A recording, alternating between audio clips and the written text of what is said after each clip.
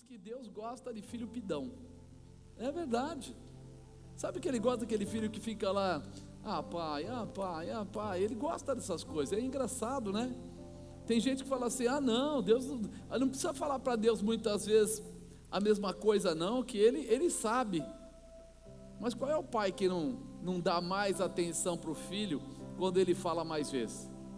Ou você não presta mais atenção no seu filho quando ele fica lá, mãe pode pegar um pedaço de bolo, mãe pode pegar um pedaço de bolo, mãe pode... Pega o bolo, filho, pega, né? Assim, tem um versículo que diz isso, né? Uma passagem que diz isso, que ele vai dar de qualquer forma, se não for pela necessidade básica, pela importunação. Então muitas vezes você está perdendo a chance de ver o bolo crescer na sua casa, porque você não está tendo aquele tempo de chamar a presença de Deus, falar com Ele. Porque a gente vê a oração e o pessoal só sabe falar, Pai nosso que estás no céu, santificado. Mas esquece que toda vez que você chama Ele, que você se abre para Ele, Ele está te ouvindo. Não importa se você falar, eu preciso, eu quero, está doendo, deixa eu subir no colo. Você nunca pediu para Deus sentar do seu lado na cama? Tem um monte de doido que já pediu. Levanta a mão quem já pediu. Aí, um monte de louco. Se você não pediu ainda, está esperando o quê? Né, Marcão, não é isso? Chama logo, Senhor, senta aqui perto de mim, preciso falar com o Senhor. E aí um dia você vai ter um susto que a bispa tomou, que quando ela ficou choramingando e pediu para Deus sentar, a cama baixou. E aí ela correu para mim, nada, a gente era novo convertido, eu falei, é isso aí, chamou, chegou, está aí do seu lado. Uma coisa que Deus ama, é a nossa dependência, Ele gosta que você dependa dEle, Ele gosta que você esteja ligado a Ele, então não perde a chance não, irmão. Pode estar lavando roupa, pode estar passando roupa, pode estar indo no banheiro, pode estar tomando banho, pode estar indo dormir, pode estar levantar, não importa, chama Ele, fala com Ele, mostra para Ele que você gosta, tem prazer de compartilhar com Ele, e Ele vai ter prazer de compartilhar com você, de abençoar você, de manifestar a glória dEle na sua vida. Senta aí, amado. Se você quer, você pode. Por que a gente chama Deus de Pai? Que é um negócio muito ruim? Ou porque é bom?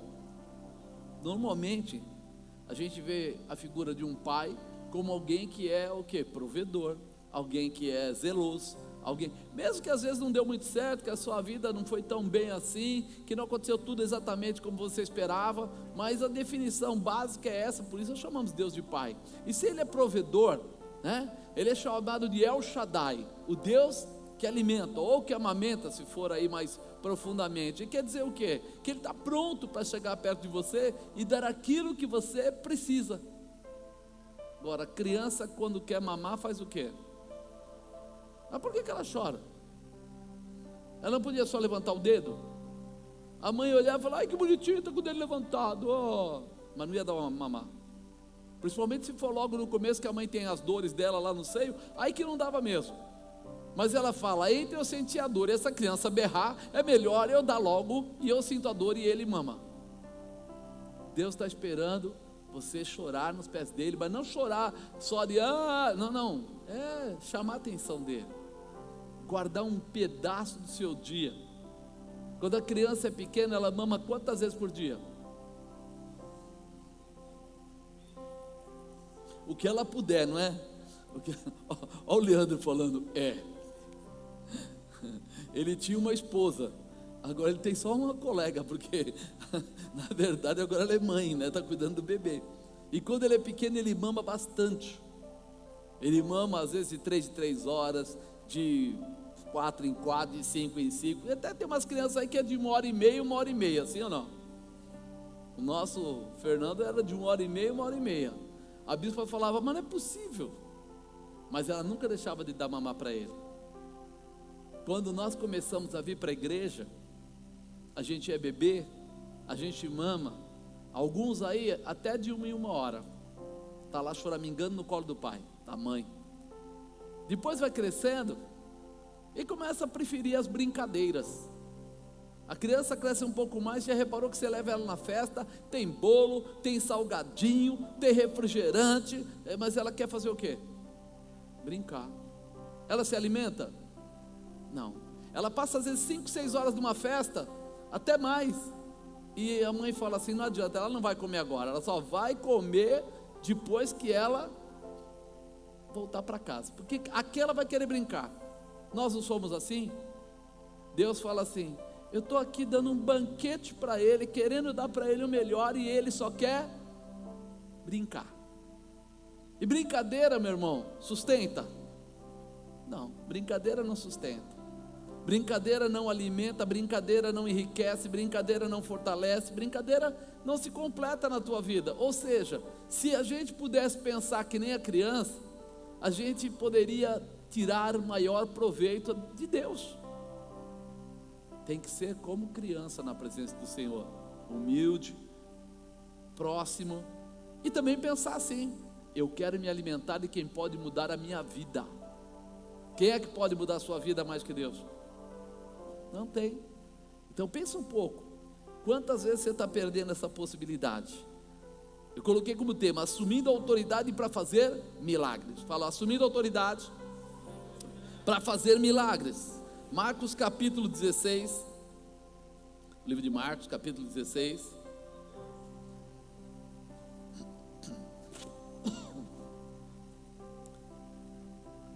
fala assim, e passado o sábado, Maria Madalena, Maria mãe de Tiago e Salomé compraram aromas para irem ungí-lo.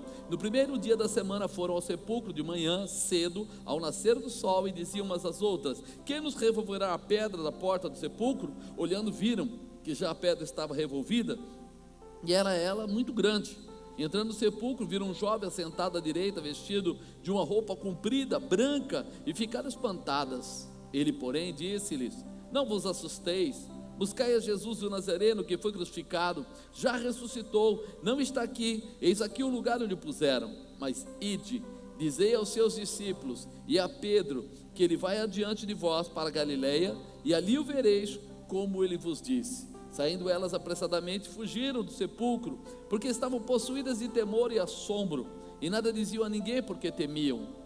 Jesus, tendo ressuscitado na manhã do primeiro dia da semana, apareceu primeiramente a Maria Madalena, da qual tinha expulsado 7 demônios. Partindo ela, anunciou àqueles que tinham estado com ele, os quais estavam tristes e chorando.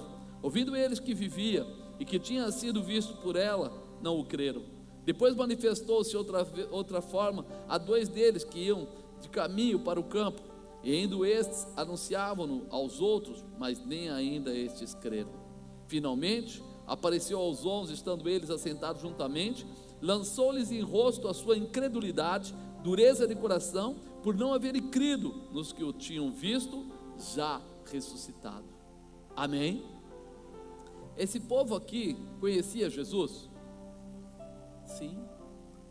Conhecia Jesus de andar com ele, conhecia Jesus de dormir com ele, conhecia Jesus de comer com ele, conhecia Jesus de ver os milagres dele, conhecia Jesus de ter compartilhado momentos duros, momentos felizes.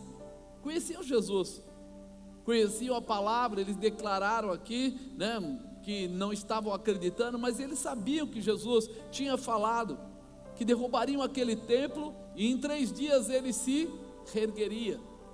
Eles sabiam que era necessário que ele partisse, porque Jesus ministrava, mas parece que eles não prestaram atenção em alguns detalhes, se pegavam mais nas coisas, vamos dizer assim, cotidianas, no milagre apenas, mas não na razão do milagre, no que Jesus estava fazendo com eles dia a dia, falando sobre o Pai, falando sobre aquilo que viria a acontecer. Ele estava sendo orientado passo a passo, mas ele não estava prestando atenção. Eles estavam lá, junto do milagre, olhavam o milagre, mas não entendiam que Jesus estava ali por um período, e que esse período ele estava treinando eles, e estava mostrando o poder do Pai, estava mostrando a glória de Deus, estava mostrando a manifestação que viria através do Espírito Santo, ou seja, que as coisas não ficariam daquele jeito, que fisicamente as coisas poderiam parecer estar tudo ok, mas na verdade tinha algo muito maior por vir, tinha algo muito mais profundo para acontecer.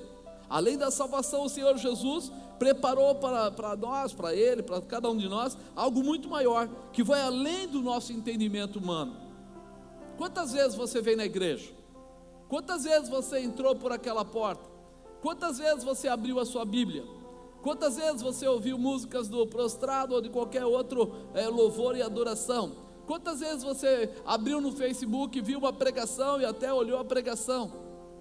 Mas será que você está olhando o que está por detrás de tudo isso? Será que você está prestando atenção que essas pregações, que essa igreja, que esse louvor, que essa palavra de oferta, ela é apenas a fachada da história? Que por trás dessas palavras que nós falamos, tem algo que é muito, muito, muito maior. Que quando nós estamos falando aqui de um Jesus que veio, que desceu nessa terra, que talvez foi açoitado, que foi pregado, que morreu na cruz, nós não estamos falando simplesmente de dó, nós não estamos falando simplesmente daquele sofrimento. Quando nós falamos de abandonar o pecado, nós falamos de não se prostituir, de não adulterar, de não roubar, de não matar, de ficar longe das drogas, de abandonar a bebida, tudo isso. Nós não estamos falando simplesmente da terra, desses dias, desse tempo. Nós não estamos falando simplesmente de viver 70, 80, 90 anos, não. Tem muita coisa que está por detrás disso. Quando nós falamos que Jesus chegou e multiplicou o pão, que multiplicou o peixe, que de repente tocou no cego, que tocou lá no aleijado, que levantou eles, nós aparentemente para aqui, mas não para aqui. Tem muito mais coisa colocada por detrás. Quando nós lemos aqui, falamos, nossa, ele cuspiu, ele fez lá uma laminha, passou nos olhos daquele cego, mandou ele lavar, e aí parece que ali termina a história, porque o cego passa a enxergar, mas a gente não percebe o que ele está querendo dizer para nós. Ele está querendo falar para você que há uma autoridade, que ele recebeu do Pai. Como desceu na terra, ele desceu como ser humano, desceu como você. Dá um apertão no braço da pessoa do lado. Jesus desceu assim, ó, em carne, em osso, em sangue, em dor de barriga, em dor de cabeça, as coisas normais que os seres humanos têm. E aí nesse período, ele tinha que fazer coisas, e ele começou a receber de Deus uma autoridade. Com 12 anos diz que ele debatia com os pregadores, os fariseus. E aí ele continua seguindo o caminho dele. Ele foi até os 30 anos ouvindo, recebendo, aprendendo, ensinando, trabalhando, participando, para estar pronto para fazer algo grande. Esse algo grande ia além de simplesmente ele ser um pregador da palavra. E além, muito além. E além, porque se ele quisesse formar apenas pessoas que tivessem uma boa retórica, que fossem bons de palavra, que pudessem falar simplesmente, então talvez ele não precisasse procurar um pescador. Pensa bem, se você quisesse montar um grupo de pessoas para ministrar, ou para ficar no auditório, falando no microfone, você ia pegar pessoas indoutas? Pessoas sem, vamos dizer assim, nenhum preparo, nenhum curso. Você ia chegar lá, vou chamar Pedro, que era bocudo, que quando Jesus falava com ele respondia de bate pronto, que quando chegou lá o auxiliar do sumo sacerdote, ele pegou lá a espada na hora, cortou a orelha dele. Será que seria esse cara? Será que ele ia de repente pegar aquele homem que era cobrador de impostos, que ficava na dele, que não descia do pedestal, estava lá para chamar essa pessoa? Se você começar a olhar para cada um dos discípulos, você percebe que o que Jesus queria não era trazer pessoas que simplesmente soubessem falar. Ele queria pessoas que tivessem coragem para acreditar, para vivenciar aquilo que ele estava ensinando. Por isso até no finalzinho ele fala: Pedro, tu me amas? Pedro fala: te amo, Senhor. Ele fala o que para ele? Então Pedro, monta uma grande empresa. Então Pedro, vai aí e começa a falar em cima de tudo. Ele falou: não, apacenta as minhas ovelhas. O que ele estava dizendo? Cuida deste povo que eu estou deixando aqui na terra, cuida deles. Quando ele pergunta a segunda vez, Pedro começa a ficar meio sem graça, e como se dissesse: eu não estou entendendo, o que ele está perguntando de novo a mesma coisa, mas ele responde de novo. E a terceira vez Pedro diz que fica triste, porque fala assim: ele não está confiando em mim. Mas não é que não estava confiando, é que Jesus queria dizer para ele: fielmente é isso que eu preciso que você faça. Eu não preciso que você faça mais que isso, eu preciso que você apacente as minhas ovelhas. E diz que quem cuida de ovelha, se ela cair na lama, e ela ficar com a lama no pelo dela, ela fica pesada ao ponto de a lama secar, e ela não conseguir andar. E se ela não consegue andar, ela não consegue comer, ela não consegue tomar água, e ela acaba morrendo. Ela fica travada, e se vier um lobo, se vier qualquer animal, nem do lugar ela sai, ela é morta ali mesmo. Qualquer predador pega ela. Então quando ele fala: apacenta minha ovelha, é assim: se ela se sujar, você tem que lavar. Mas se de repente der algum bicho, ele tem que passar lá o azeite, para que não fique nenhum tipo de sarna, nenhum tipo de, para proteger o focinho dela, se ela se machucou. Ele tem que estar lá cuidando dela. E quando Jesus olha para nós, o que ele está buscando em nós é muito mais do que simplesmente a gente ir para uma célula, para um lugar e falar 2, 3 palavras. É nós nos interessarmos pelas pessoas, não só por aquelas, mas pelas pessoas que estão por ali. Por quê? Porque ele diz: apacenta minhas ovelhas. Mas quando ele dá essa determinação, ele não dá só o jugo, ele não dá uma palavra de: coloca essa coleira, coloca esse enforcador no pescoço, passa a ser aqui agora apenas uma pessoa que vai me obedecer. Ao contrário, ele diz: junto com a palavra de ir, eu mostro para você que eu te dou tudo que você precisar. E sabe por que ele faz isso? Está escrito aqui, João 17, olha o que ele fala, João 17, 8: porque lhes dei as palavras que tu me deste, ele falando para Deus, e eles a receberam, e têm verdadeiramente conhecido que saí de ti, e creram que me enviaste. Eles têm me obedecido, eles creem que eu sou teu, e que foi o Senhor que me enviou. Eu rogo por eles, não rogo pelo mundo, mas por aqueles que me deste, porque são teus. Todas as minhas coisas são tuas, as tuas coisas são minhas, e neles sou glorificado. Eles vão fazer a tua vontade, Pai. Ele começa a dizer assim: eu recebi, eu entrego, e eles são o símbolo da nossa vitória, Pai. Ou seja, Deus nunca vai dar menos para você. Eu já não estou mais no mundo, mas eles estão no mundo. Eu vou para ti, Pai Santo. Guarda em teu nome aqueles que me destes, para que sejam um, assim como nós, estando eu com eles no mundo, guardava-os em teu nome. Tenho guardado aqueles que tu me deste, nenhum deles se perdeu, senão o filho da perdição, porque a Escritura, para que a Escritura se cumprisse. Mas agora vou para ti, e digo isto no mundo, para que tenham a minha alegria completa em si mesmos. Dei-lhes a tua palavra, e o mundo os odiou, porque não são do mundo, assim como eu não sou do mundo. Peço que os tires do mundo, não peço que os tires do mundo, mas que os livre do mal. Não são do mundo, como eu do mundo não sou. Santificai-os na tua verdade, a tua palavra é a verdade. Assim como tu me enviaste ao mundo, também os enviei ao mundo. E por eles me santifico a mim mesmo, para que também eles sejam santificados na verdade. Não rogo somente por estes, mas também por aqueles que pela tua palavra hão de crer em mim. Pela tua palavra. E ele diz que essas pessoas que ele estava deixando são os discípulos. Tem discípulo de Jesus aqui?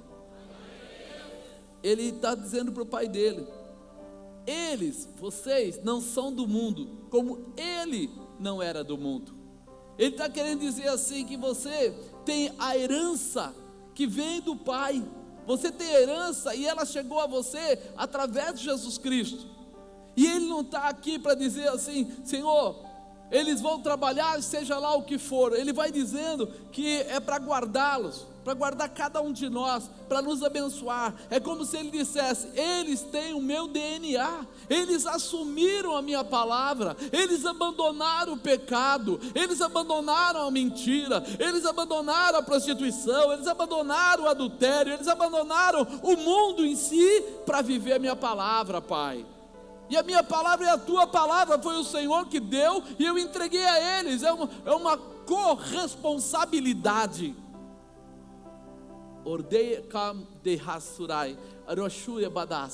Herdeiro em Deus com herdeiro em Cristo.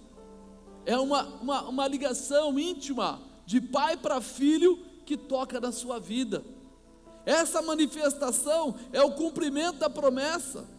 Jesus faz esta oração a Deus Pai, para que todos que creem nele possam ser guardados e venham exercer a manifestação da palavra com suas promessas e sinais. Sinais. Se ele quisesse um bom orador, se ele quisesse uma pessoa eloquente, ele não chamaria Pedro, mas ele queria alguém que tivesse coragem de fazer sinais. Alguém que tiver determinação. Tu vai entrar no meio do rico e vai fazer sinais. Tu vai lá no meio do pobre, vai entrar no meio da favela, no meio da bandidagem e vai fazer sinais. Porque a coragem está ligada àquilo que você crê. E a coragem do crer é a fé. E a fé, ela é ambiciosa na presença de Deus para ver o que? Os sinais de Deus acontecerem.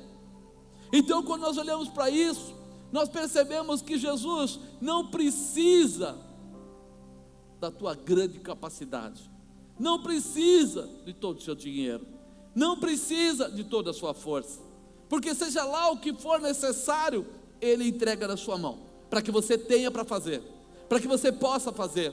Quando nós começamos a ler a palavra, e eu peguei e separei essa palavra em 5 itenzinhos para a gente falar, a primeira coisa que eu percebi é que Jesus tem tudo pronto. Diga: Jesus tem tudo pronto. Olha o que ele fala no versículo 2: e no primeiro dia da semana foram ao sepulcro de manhã cedo, ao nascer do sol, e diziam umas às outras: quem nos revolverá a pedra da porta do sepulcro? E olhando viram que já a pedra estava revolvida, e ela era muito grande. Ela era muito grande. Elas foram lá, acordaram cedo e correram para lá, porque elas queriam fazer aquele trabalho, né, de balsamar, de tratar, para que o corpo ficasse, né, cheirando bem, aquela coisa toda. Mas quando elas chegaram lá, elas foram pensando: quem é que vai tirar aquela tremenda pedra do caminho? Quando elas chegaram, não tinha pedra, estava tirada, ela já tinha sido rolada. Sabe o que Jesus quer? O teu posicionamento. Elas não fizeram força nenhuma, porque quando elas chegaram, nem Jesus estava lá deitado. Elas não gastaram nem uma grama, ou 1 miligrama, ou 1 mililitro, ou sei lá o que, do nardo que elas levaram. Porque quando elas chegaram lá, o corpo já não estava mais lá. Quando elas chegaram, tinha um anjo sentado do lado. E elas olharam para aquilo e: peraí, o que aconteceu? Meu irmão, se você pensa que vai conseguir fazer alguma coisa por Jesus, esqueça. Ele já fez tudo que é necessário, e Ele vai dar autoridade para você, e se algum sacrifício tiver que ser feito, Ele vai estar fazendo junto com você. A única coisa que Ele quer é que você acorde. Ela acordou cedo, fala aqui, ó, primeiro dia da semana, foram ao sepulcro de manhã cedo, ao nascer do sol. Não é a última coisa. Deus não é a última coisa da sua vida, Deus é a primeira coisa da sua vida. Ela levantou de manhã cedo, quando chegou lá pensando que ia ter uma atividade, um trabalho, uma dificuldade, já não tinha mais. O que é que você está fazendo, meu querido? Você está se matando para resolver problemas, está tentando talvez tocar até mesmo a sua célula, ou pregar para um familiar, converter uma vida na sua casa, mudar a vida do seu filho que está lá dependente químico, mudar às vezes o casamento, diz que quer cuidar da família, chama a família para cuidar, aprende. A pedra já foi tirada, mas você precisa seguir na direção de Jesus, não é na direção do mundo. As pessoas continuam cegas, dando canarabai, xarabacan, tarabadai, dentro da igreja, mas não enxergam quem é o Senhor da igreja. O Senhor da igreja é Jesus Cristo. Não, vamos correr para ajudar o Zé, o Antônio, o Pedro, o filho, o João, a casa, o casamento. Oh, deixa de ser ignorante. Aquele que está pela tua vida, aquele que está pela tua casa, aquele que pode todas as coisas, chama-se Jesus Cristo de Nazaré. É Ele. E a Ele toda a honra, a Ele toda a glória, a Ele todo o louvor. Ela queria tirar a pedra. Quem é que vai ajudar a gente? Não teve nem a chance. Não teve nem a chance. Ó, nós compramos esse material para passar nele. Ó, vamos fazer. Não gastou. Pode devolver na loja. O Senhor não depende do nosso dinheiro. O Senhor não depende da nossa força. O Senhor não depende da nossa sabedoria. O Senhor não depende dos nossos amigos. Ele tem vida própria. E quando você entender isso, Ele vai passar a ser o primeiro da sua vida. E você vai ver o que Ele vai fazer. Como Ele vai prosperar a tua casa. Como Ele vai prosperar a tua família. Como Ele vai prosperar os teus filhos. Como Ele vai prosperar o teu casamento. Como Ele vai prosperar tudo que você precisa. Jesus tem tudo pronto. Ele apenas espera o nosso posicionamento e irmos buscá-los. O restante Ele mesmo vai fazer. Segundo, Jesus vai persistir em fazer você crer. Ele é teimoso, irmão. Ele é teimoso. Ele pega nós assim que nem mulas mesmo, que a gente às vezes é tapado. A gente ouve e vai para o lado errado. Ouve e pega a nossa sabedoria humana. Deixa eu ver a faculdade que eu fiz, deixa eu ver o que eu sei, deixa eu ver o que é melhor. Não, você desculpa, a palavra assim, ela é muito simples. Ela é simples demais. É aquilo que eu falei outro dia, que aquele pessoal da Coreia, há 20 anos atrás, começaram a orar pelo governo, e agora é a 14ª economia do mundo. Mudou tudo. Mas é muito simples. Como só orar? Não tem um economista para colocar lá? Será que não precisa vir um sindicalista bom? Não, irmão. Se Jesus entrar, não precisa de porcaria nenhuma. Se Jesus entrar, as consciências começam a ser mudadas, os caráteres começam a ser mudados e a estrutura toma outra direção. Isso que nós precisamos identificar. Mas Jesus é teimoso. Sabe quando Ele cisma que Ele vai salvar, Ele fica à disposição e luta pelas pessoas para que elas possam entender, principalmente aqueles que buscaram nele, mesmo quando não querem estar nele. Aqueles que entraram na igreja, às vezes até por engano, mas Ele fala: se Ele recebeu o meu nome, se Ele tomou a minha, vou fazer alguma coisa. Versículo 9, Jesus tendo ressuscitado na manhã do primeiro dia da semana, apareceu primeiramente a Maria Madalena, da qual tinha expulsado 7 demônios. Partindo ela, anunciou àqueles que tinham estado com ele, os quais estavam tristes e chorando. Ouvindo eles que vivia e que tinha sido visto por ela, não o creram. Depois manifestou-se de outra forma a 2 deles que iam no caminho para o campo, caminho de Emaús. E indo estes, anunciaram-no aos outros, mas nem ainda estes creram. Olha que situação. Jesus ressuscitou. Ah, não, é mentira. Jesus ressuscitou, é mentira. Quantas vezes você já ouviu que Jesus cura, liberta, restaura, transforma? E quantas vezes você correu para esse lado? Quantas vezes você se dispôs a falar assim: se Ele é o Senhor da minha vida, é o Deus Todo-Poderoso, por que é que eu vou para outro lado? Por que é que eu vou procurar, como diz, problemas aonde eu não sei resolver? Por que é que eu não gasto um pouco do meu tempo buscando a face do meu Senhor? E aí vem alguém e diz: Deus vai mudar a tua vida. E você diz assim: eu sei, mas não está fácil não. Você quer adulação? Você quer que o pessoal passe a mão na sua cabeça? Ah, tadinho, ou você quer realização? O que você quer? Realização ou adulação? Se é realização, então vai, toma uma posição. Se é adulação, fica parado que todo mundo vai dizer coitado, coitada, lá. Vai para cima, porque é aí que Deus opera. Não vai, eu vou para cima, da onde? Aí eu vou vender latinha, eu vou fazer não sei o que, eu vou. Não, irmão, aí você está fazendo o que todo ser humano inteligente para o mundo faz, trabalhando direitinho, e não está errado. Mas se você quer a manifestação de Deus, busque em Deus, busque em Deus, porque Ele não responde aos ditames do mundo, Ele responde à palavra e os princípios que estão na Bíblia. E isso Ele responde. Ele não tem parte se a lei 5.257,A diz, Ele não tem. Ele tem parte com o que está escrito na Bíblia. Ele nunca vai dizer para você quebrar uma lei. Ele não diz isso. Quebre uma lei, vá contra o governo. Ele não fala isso. Ele diz para a gente ser até obediente. Mas Ele nunca diz que você não deve orar pelo seu governo. Ele diz que nós devemos orar para aqueles que são eminentes, ou seja, estão acima. E a nossa oração não é assim: eu quero esse, eu quero aquele. Senhor, o Senhor coloque o melhor. O Senhor controle, porque nós precisamos ter vida e vida em abundância. Queremos ter paz. E aí eu não estou mandando, mas Ele vai fazer o melhor.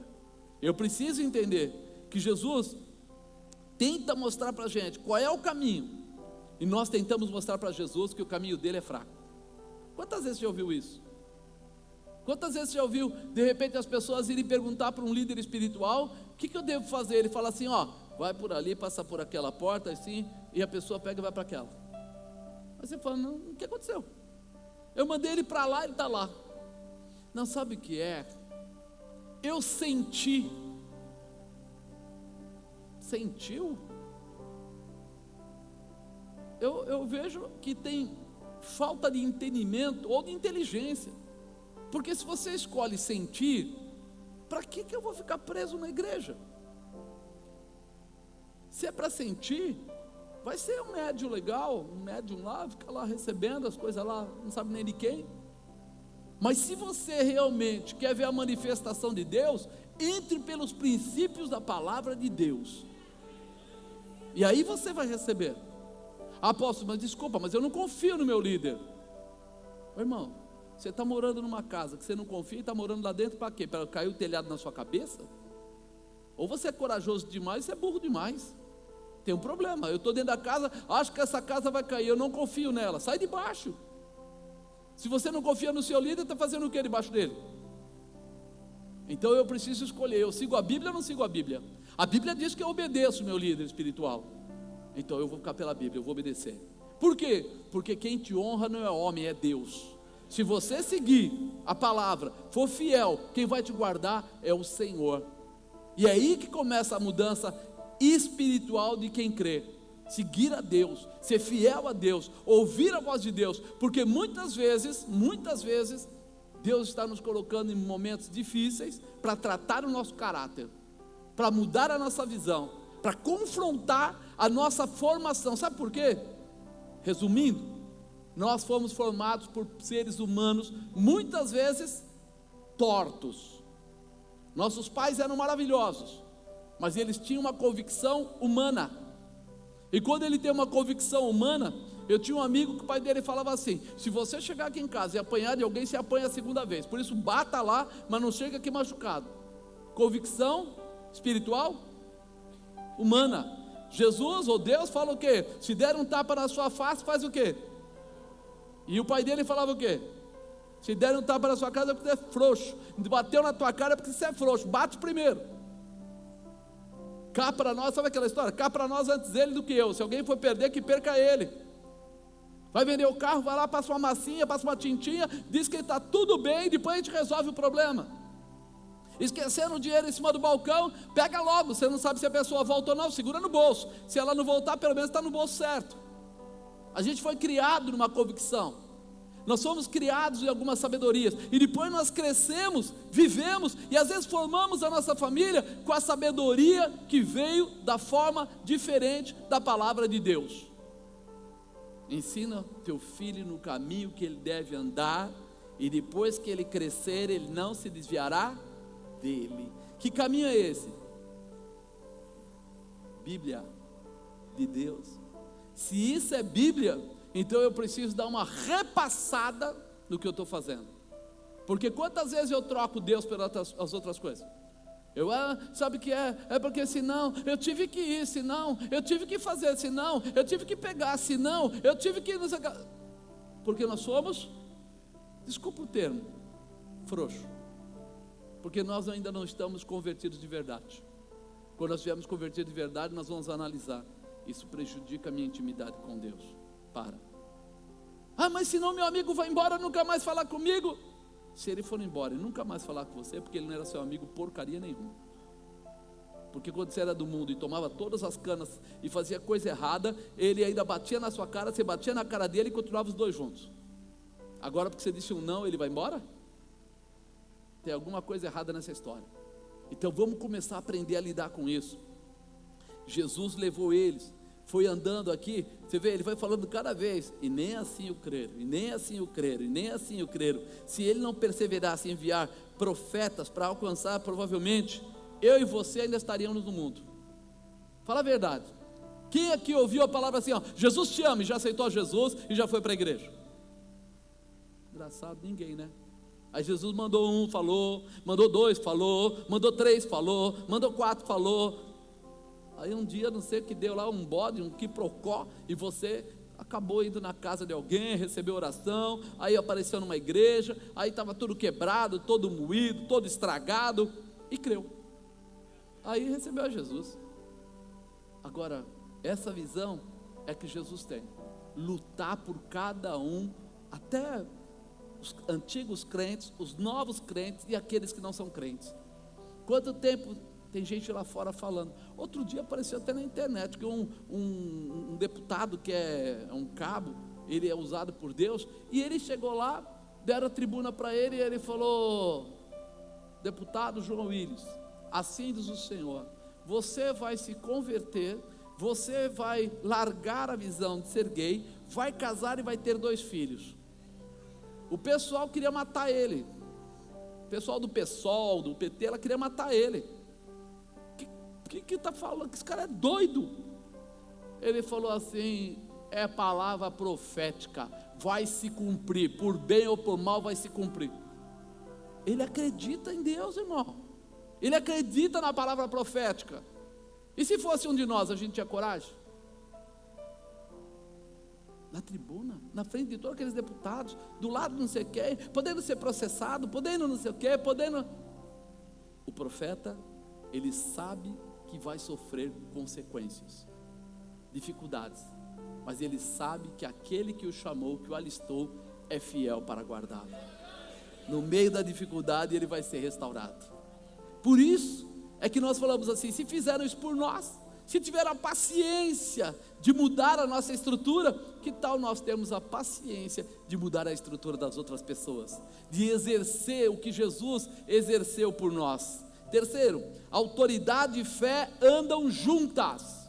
Diga: autoridade e fé andam juntas. Finalmente apareceu aos 11, estando eles assentados juntamente, lançou-lhes em rosto a sua incredulidade e dureza de coração, por não haverem crido nos que o tinham visto já ressuscitado. Ele foi pessoalmente: não está resolvendo, eu vou ter que juntar esse povo para poder transferir a autoridade sobre eles. Primeiro eu vou precisar restaurar a fé deles. Como é que eu vou dar uma arma de fogo na mão de alguém se a pessoa não sabe usar a arma? O perigo é atirar no pé. Então, primeiro o Senhor falou o quê? Eu vou ter que restaurar a fé deles. Eu vou ter que prepará-los, porque eu quero dar para eles autoridade. Falar autoridade. Você sabe o que Jesus quer dar para você? Autoridade. Sabe o que é autoridade? É ter coragem de dizer não para tudo que tira você da presença de Deus, e de ser ousado para profetizar, para curar, para libertar, para transformar, para fazer sinais e maravilhas.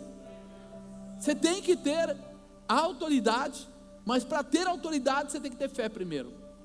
Apóstolo, se eu pôr a mão na pessoa, a pessoa não for curada, o que será que vai acontecer? Não, melhor não, vamos deixar mais para frente. Você tem que falar a verdade lá. Não, acho que não é hora, eu ainda dependo do dinheiro daquela pessoa. Se eu falar a verdade agora, se eu falar para ele o que Deus pensa, se eu profetizar e não acontecer, ele nunca mais vai falar comigo. Amado, você acha que eu me preocupo com isso? Essa fase aconteceu logo nos primórdios, no começo da minha conversão. O que eu vou falar? O que vai acontecer? Só que depois eu comecei a ver uma coisa.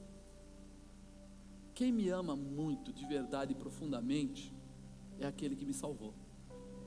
Porque se eu dependesse até do meu pai e da minha mãe, apesar deles me amarem, eu ia para os quintos dos infernos. Porque eles não podiam fazer nada. O único caminho verdadeiro é Jesus Cristo. Ele é o caminho, a verdade e a vida. Ninguém vem ao Pai se não for através dele. E ele pegou um trambiqueiro, pegou um expert negociante, pegou um camarada treinado para dar nó em pingo d'água, que não voltava sem o pedido, que se tivesse que comprar a alma das pessoas, comprava, se tivesse que enrolar as pessoas, enrolava. O meu negócio era eles falaram assim, nunca vi um estrategista que nem esse cara. Por quê? Porque eu media, ficava por perto, via quem era a pessoa, avaliava a pessoa e sabia, é 1 ou 2 botes, eu fecho o negócio com esse cara. Eu achava o caminho e fechava. Se eu tivesse que comprar a mãe dele, eu compraria, não tinha problema nenhum, porque fazia parte. O meu objetivo era fechar o negócio. O que precisasse nesse caminho seria feito. E Deus olhou para mim e falou assim, eu vou mudar a vida desse moço, vou dar um jeito na vida dele, vou dar para ele o que ele achava que sabia, e ele vai descobrir que ele não sabia nada. Porque até então eu achava que eu era um grande fazedor de negócio, que eu era um grande negociante, que eu era um cara especial, o tal do executivo, aquelas besteiras todas, eu achava que eu era. Aí Deus falou, vou te mostrar que tudo que você acha que não vale 10 centavos. E logo no começo da conversão, eu comecei a ver ele prosperar coisa na minha mão, sem eu pôr dinheiro. Eu queria dar casa para um pastor, um monte de crente, que sabe que naquela época, hoje não existe mais isso, os crentes são tudo santo e tudo, mas naquela época crente era chupim. Hoje não, hoje eu sei que é tudo santo. Então a gente tinha um grupo de crentes que gostavam de chupar o pastor para orar. Então o pastor aparecia, o pessoal leva na casa de um, leva na casa do outro, põe na casa do outro, ora por esse, ora por esse, ora por esse, ora por esse. E eu vi que o cara morava pessimamente mal. E eu falei assim, nossa, um é gerente de banco da Caixa, o outro é não sei o que, se a gente se juntar, a gente compra uma casa para ele não vai morar mais mal. Fui falar, chamei o pessoal, fui falar com eles, sabe o que eles falaram? Você tem problema na cabeça? Vai dar para um pobre uma casa boa? Eu falei, para um pobre? Esse cara não é aquele que orou pela sua vida e foi curado não sei quem? Esse cara não é aquele que orou quando não sei quem foi sequestrado e foi abençoado? Esse cara não é aquele que conversa é essa? Aí eles falaram assim, se você tem dinheiro para jogar fora, a gente não tem. Irmão, sabe que eu me senti como se eu tivesse no pior estágio do mundo, na minha época do mundo, falando só com malaco. Um monte de crente eu só via pilantra. Por quê? Peraí, tudo chupim, ninguém aqui está preocupado com a moradia do homem. Eu falei, Deus, se ninguém vai, eu vou. E aí eu peguei os bens que eu tinha na época, coloquei tudo para vender. Não consegui vender um. Não vendi um. Deus não deixou eu vender nem uma linha telefônica. Eu tinha umas 5 ou 6 na época de aluguel, nenhuma. Eu falei, mas Deus, o que está acontecendo? Ninguém quer comprar a chácara, ninguém quer comprar nada. E eu sinto no meu coração, Deus falou, calma, você vai ter o dinheiro. Eu pensei, de onde eu vou tirar o dinheiro? Como que eu vou fazer? Eu já contei isso uma vez. E eu tinha assinado um documento na empresa, quando eu entrei, que eu ia receber uma participação da empresa, que eu ia ter 0,5% sobre o faturamento da empresa. Mas quando eu entrei, a empresa estava quebrada. Só que 1 ano depois a empresa estava lá em cima. E eu não sabia, só que o pessoal do jurídico, não sei como, viu isso. E falaram assim, meu, é loucura, o Marcos passa a ter um direito aqui enorme, se continuar crescendo desse jeito, ele vai virar o dono da empresa. Alguém precisa ter coragem de chamar ele, fazer um negócio com ele, rasgar esse negócio, porque eles pensavam que eu estava sabendo, mas eu nem assinei o papel, peguei a cópia, joguei em casa, nem vi. E aí eles me chamaram para uma conversa. O senhor viu o papel que o senhor assinou? Eu falei, eita, o que eu fiz? Aí fiquei pensando no pior. Eu falei assim, continua. Aí ele falou, e ele viu. O advogado já olhou para mim e falou assim, a gente pode entrar no acordo. falei, pode. O que será que está acontecendo? Aí ele virou a folha e mandou eu ler. Eu li e falei, rapaz, tinha 0,5% sobre faturamento, negócio bom. Um ano depois, ele pegou e falou assim, o dinheiro de hoje, uns 300 mil reais. Você assina o papel, a gente rasga isso e fazemos uma nova sem isso. Na hora veio na minha cabeça, o valor que ele está me dando era o valor da casa que eu queria comprar para o pastor. Eu olhei para o negócio, a bispa tinha falado comigo no dia anterior. Eu achei a casa. Eu preciso de tantos mil, assim, assim, assim. Eu falei, dá um tempo que eu não estou achando o caminho para isso. Só se o cara aceitar receber a chácara, aceitar os telefones, essas coisas. Eu não estou achando o caminho, mas calma que eu vou achar. Dia seguinte do que ela falou comigo, eu já tinha acertado com a empresa. Eles falaram para mim que em 24 horas me dariam o cheque. Eles me deram o cheque, eu dei na mão dela e falei, vai e compra essa casa agora. Ela comprou a casa, pagou à vista, e o pastor passou a morar lá 2 dias depois. Quando você olha para isso, amado, você começa a entender que autoridade e fé andam juntas. Naquele dia que eu senti o desejo de ver aquilo acontecer, Deus abriu um caminho que eu não enxergava. Ele abriu um caminho diferente que eu não enxergava. Se eles não falassem nada, eu ia trabalhar lá, ia embora, nunca ia ficar sabendo daquele valor e nunca ia pedir nada. Mas aos olhos do Senhor nada fica oculto. Ele falou, fica frio que eu vou arrumar, e arrumou. Paguei, continuei com a chácara na época, continuei com os telefones, não mexi em um centavo do meu bolso. As pessoas falavam, você é louco, você se desfez do seu patrimônio. Não saiu R$1, nada. Foi o cheque aqui, toma, vai lá, paga. Ela pagou, pegou o recibo, deu para a pessoa, está aí a sua casa, tchau. Mas Marcos, não me pergunta nem responde nada, deixa quieto. Deus mandou dar, está dado, terminou e acabou. Quando você puder permitir que Deus faça sinais na sua vida, Ele pode tirar da onde você não imagina, porque eu não imaginava. Eu não pensei, eu não me comprometi, eu não fiz nada, eu simplesmente senti o ardor, tomei uma posição de fé e fui. E eu podia contar para você um monte de coisas já que aconteceu na vida assim. Posição, fé, autoridade, realização. Se você acredita nisso, então quando abrir o teu coração, Deus vai começar a fazer o quê? Entregar na tua mão. Não, mas se eu não puder estar junto, se eu não fizer uma reunião, se eu não montar, se eu, esquece o se eu, deixa Deus. Ele é o Senhor, deixa Ele ser Deus, deixa Ele abrir o caminho para você passar, deixa Ele mostrar você. Sabe quando ele tem uma vontade de aumentar a sua fé, de intensificar a sua fé? Sabe o que Ele fez com o Tomé? Tomé não estava lá, se você achar o nome também, Dídimo, né? Tomé não estava na hora. E aí eles falaram assim, Jesus esteve aqui, e eles falaram assim, se eu não ver o buraco na mão dele, puder tocar, eu não acredito. O que Jesus fez? Voltou lá, paz seja convosco. Ele, opa, como é que é? Toca aqui, ô Tomé. Tomé teve que tocar no buraco, teve que tocar no lado.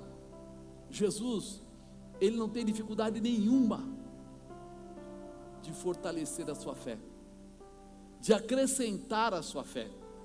Mas uma coisa é necessário, que você tenha uma posição, porque quando você tem posição, Ele pode ir até você. Tomé foi maluco de falar isso? Não, ele foi sincero. Mas quando ele falou, o Senhor falou, esse é o problema? Vou resolver o problema dele, vou mostrar para ele.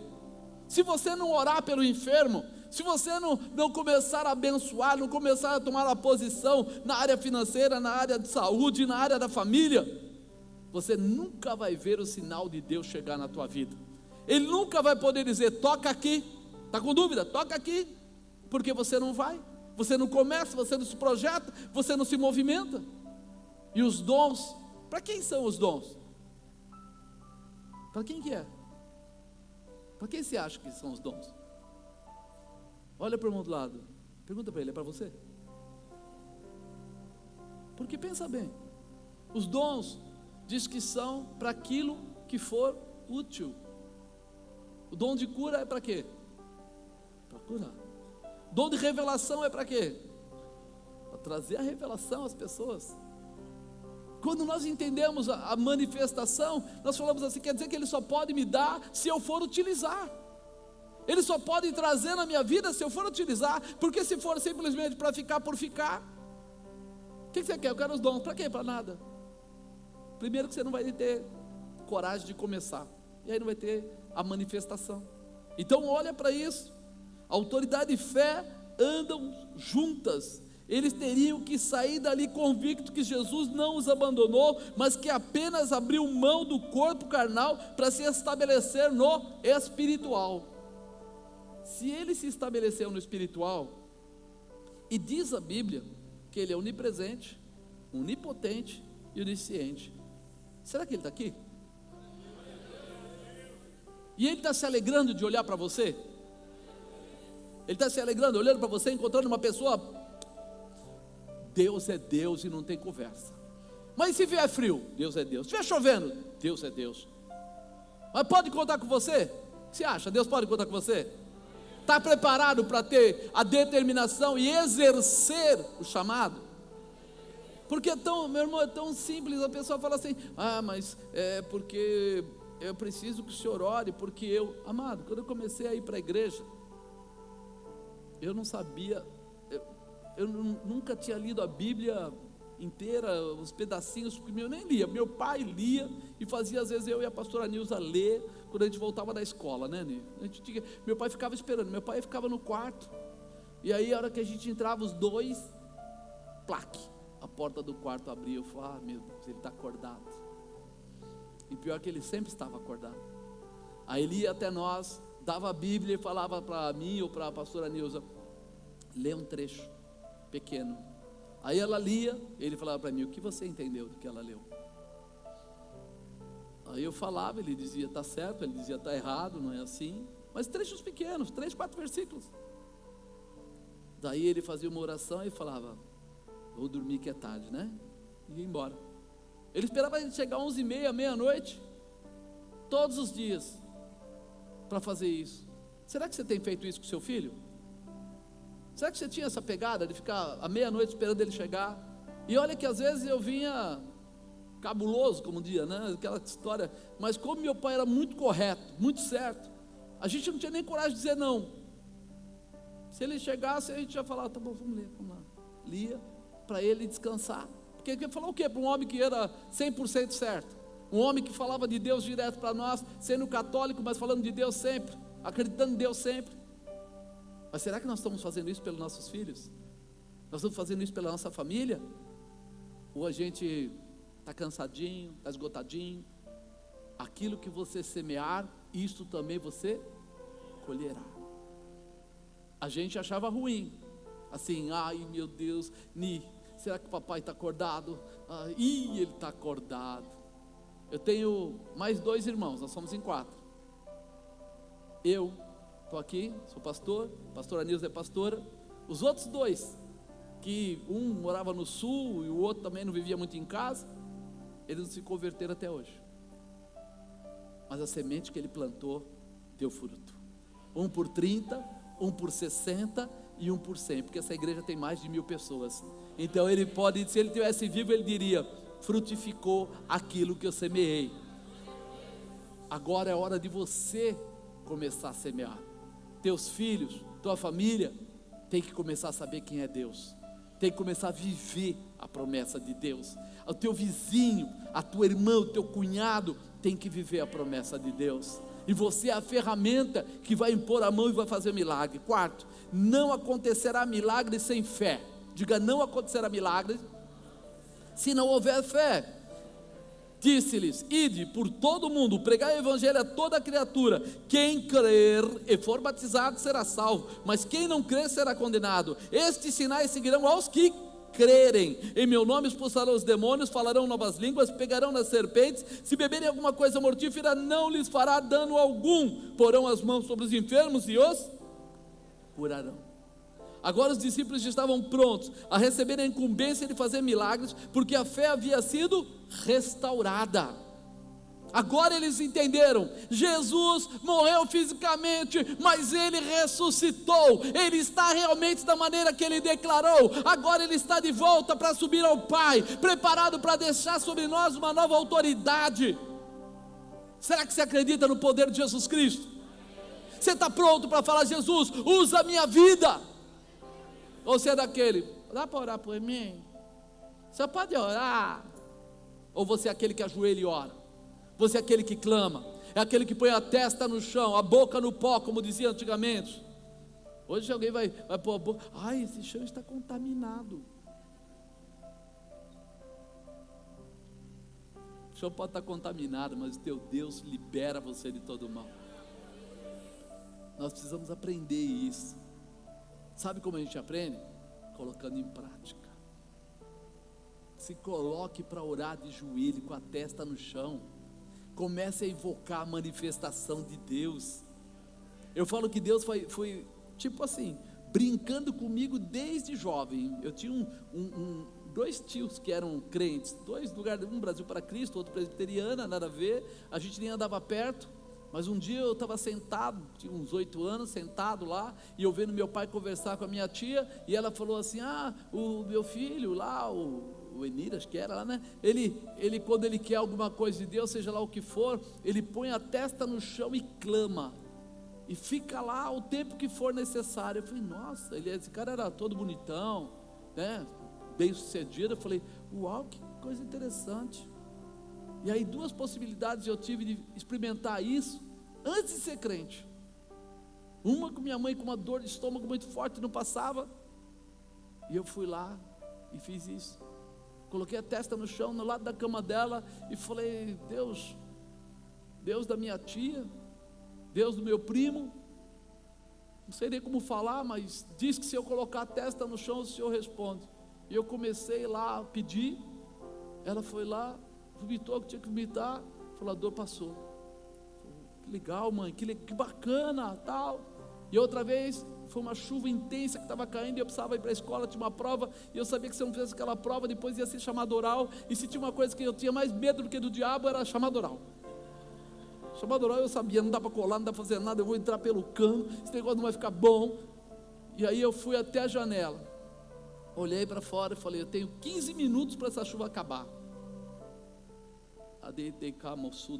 Coloquei a testa no chão do lado de dentro da casa e comecei a pedir. Em menos de 5 minutos, a chuva inundou Piraporinha, fez um monte de coisa. A chuva fez, zerou. Eu levantei, minha mãe falou: onde você vai? A chuva, não tem chuva nenhuma, mãe, parou. Só catei o material, saí correndo, nem me molhei. Cheguei na escola, tinha acabado a força, e o pessoal falou: nem a professora consegue chegar, que está tudo inundado de São Bernardo, Piraporinha e tudo mais. Mas a chuva parou. Ela voltou depois, mas ela parou. Eu cheguei seco na escola. E essas coisas, eu não era nem crente, irmão. Você é crente. Usa a manifestação do poder de Deus. Coloca a sua testa no chão mesmo. Não fica com medo da poeira, da rinite, da alergia. Não fica com medo se vai marcar, se não vai marcar. Vai para o pó mesmo. Fala: Senhor, eu estou aqui, agora eu vou clamar, e Deus vai mover, vai tirar, vai desfazer, vai quebrar, vai anular, vai destruir. Não tem demônio que possa entrar quando você entra numa fiação dessa com Deus. Não tem demônio que possa segurar o que Deus determina que vai acontecer. É hora da manifestação de Deus para a tua vida. É hora de você receber o poder. Ele diz: esses sinais seguirão os que crerem.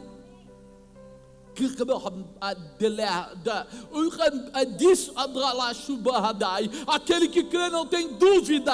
Aquele que crê tem fé. Aquele que crê não olha para as coisas que não podem acontecer, mas olha para aquilo que pode acontecer. Apóstolo, a chuva parou e depois pronto, nunca mais. Quem andava comigo há anos atrás nos jovens sabe, nós fazíamos acampamento de jovens, e muitas, nenhuma nem duas, várias vezes eu chegava nos acampamentos com chuva, e eu falava para os jovens: nós vamos orar, e amanhã vai amanhecer com sol. E várias vezes alguém dizia para mim assim: não, na televisão falou. Eu falei: eu não quero saber da televisão, amanhã Amanhece com sol e pronto, nós vamos orar e Deus vai responder. E quem estava presente via, amanhecia com sol. Isso tem que ser algo que arda no seu coração. Isso chama dom de maravilhas. Quando você mexe com a natureza, quando você consegue olhar e ver Josué dizendo: para sol, detente lua, e o vale de Ajalon ficou parado até que eles lutassem. Nós podemos fazer isso hoje se for necessário. Nós podemos, mas tem que ter fé, tem que entrar nessa visão. Estes sinais seguirão os que crerem. Em meu nome expulsarão os demônios, falarão novas línguas, pegarão na serpente, se beberem alguma coisa mortífera, não lhes fará dano algum. Deus quer dar a você a resposta. Ele quer, Ele está desejando. Se Ele pudesse, Ele desceria aqui para falar com você e diria: filho querido, filho amado, para, não olha para a esquerda, não olha para a direita, olha para mim, eu abro a porta para você passar, eu quebro a barreira para você vencer. Está na sua mão. Porão as mãos dos enfermos e os curarão. A autoridade que recebemos de Jesus é poder para contestar todas as manifestações malignas do mundo.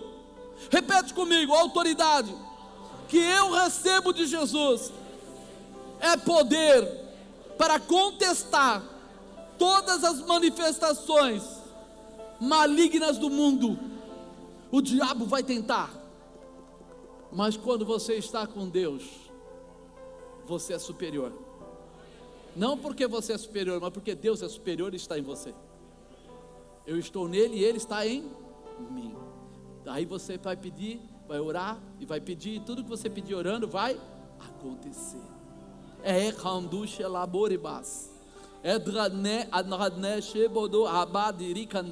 Essa é a manifestação que Deus quer dar na tua mão. A autoridade que você vai receber de Jesus para poder contestar as manifestações do inimigo.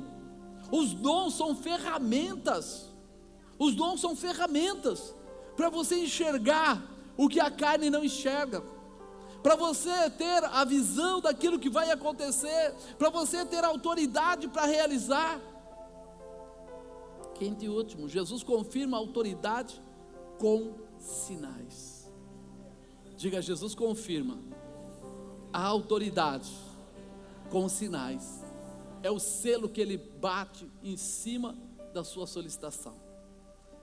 Ora, o Senhor, depois de lhes ter falado, foi recebido no céu, assentou-se à direita de Deus, e eles, tendo partido, pregaram por todas as partes, cooperando com eles o Senhor.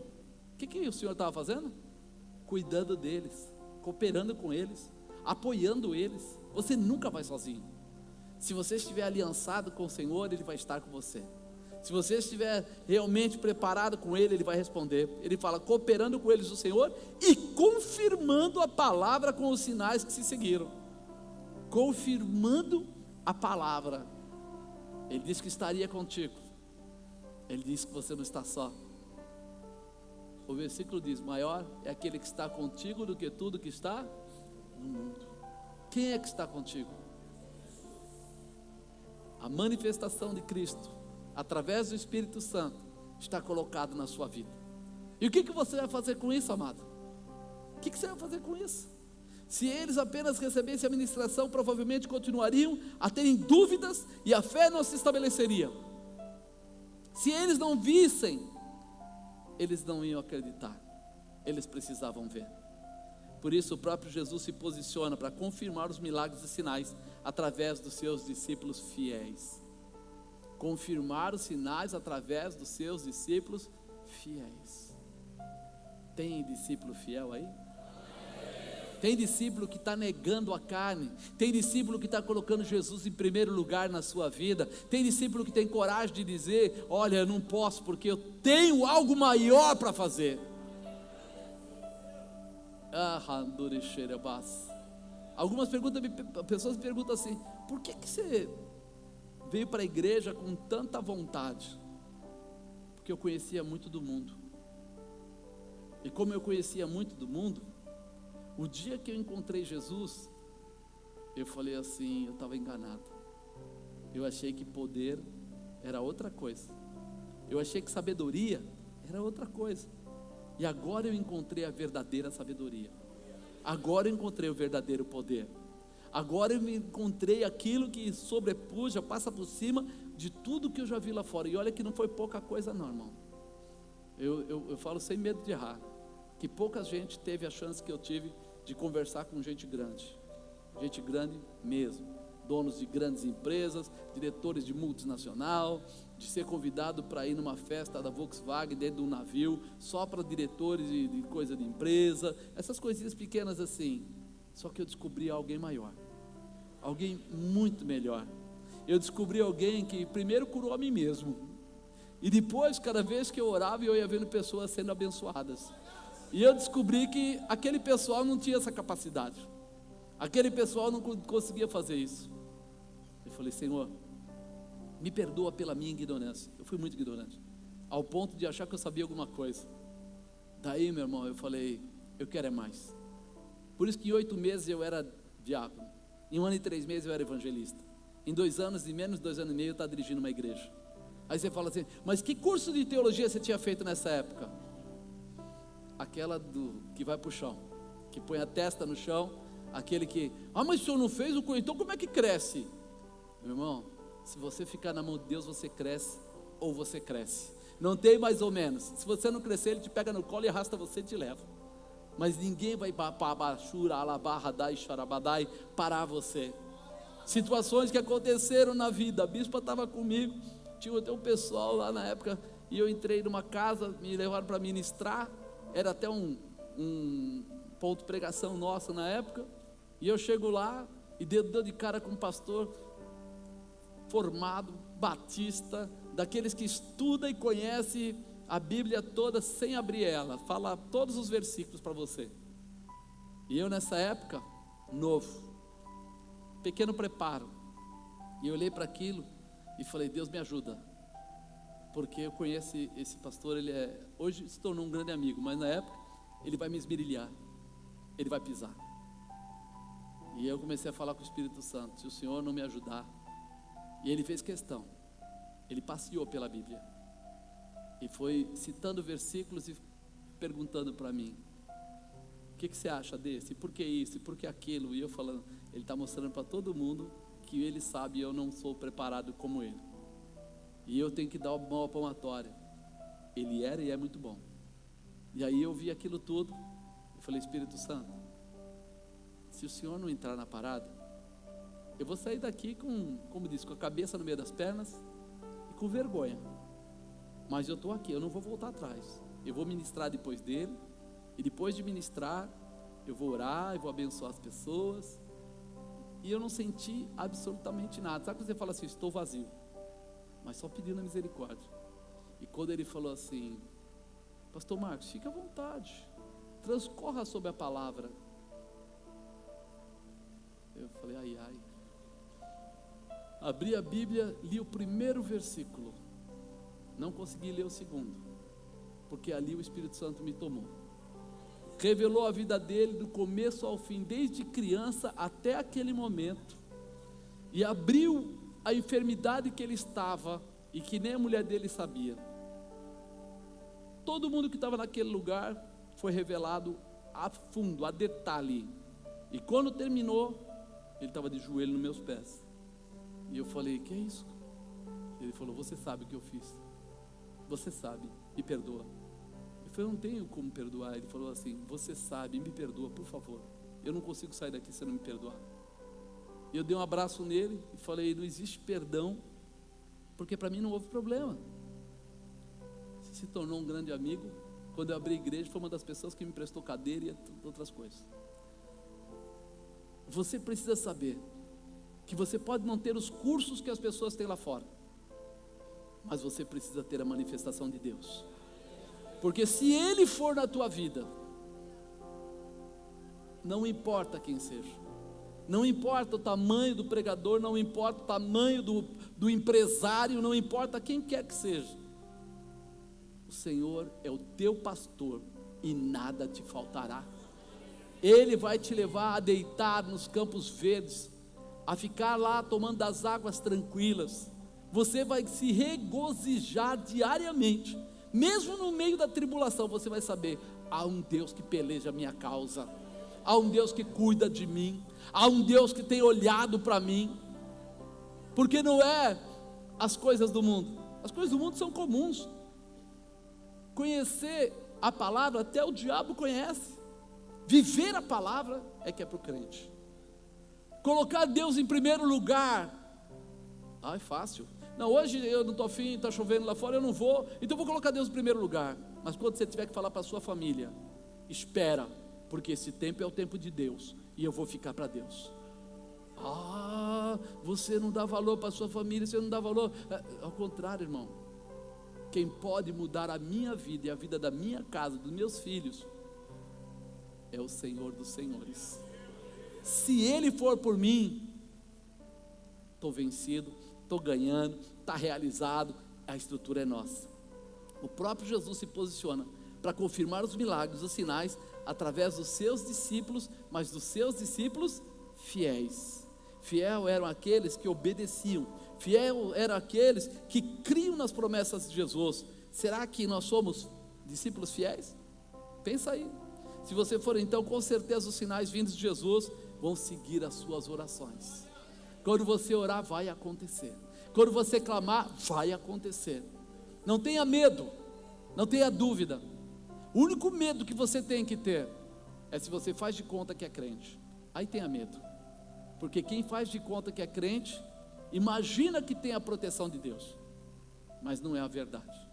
A verdade é que Deus tem parte com os fiéis, porque tem com eles aliança, e a aliança está debaixo de princípios. É que nem casamento, a gente faz um juramento. Aquele juramento que a gente faz no altar, está registrado em algum lugar? Só no céu. Porque quando você assina aquela certidão de casamento, é só José casa com Maria, Maria passa a ter um nome tal, e blá blá blá blá blá blá, e blá blá blá, acabou. Mas quando você fala, nós vamos estar juntos até que a morte nos separe, você está dando uma legalidade espiritual. E aí depois, quando a pessoa começa a separar, fazer as bagunças, ele é cobrado. Por quê? Porque o diabo tem liberdade de entrar naquela vida. Tem gente que casa 3 vezes e não é feliz. Por quê? Porque ele está arrebentado, está com um buraco desse tamanho na vida. Jurou, né? Diante de Deus, na frente de sacerdotes, pode ser até não igreja, mas católico, ou qualquer outro lugar, mas de repente ele fez tudo aquilo, mas ele não leva a sério, ele quebra princípios. Ele fala que vai seguir a Deus, amar a Deus sobre todas as coisas, que vai seguir a sua igreja, que vai ser fiel, e ele quebra princípios. Ele vai quebrando, vai quebrando, vai quebrando, e depois ele não percebe que ele só está com os entulhos. Ele não tem uma estrutura, ele tem entulhos. E entulho, meu irmão, não constrói. Deus quer trazer uma manifestação para a sua vida. Fica de pé. É sarabá, soribalaxere, cantarabás. Jesus confirma a autoridade com os sinais.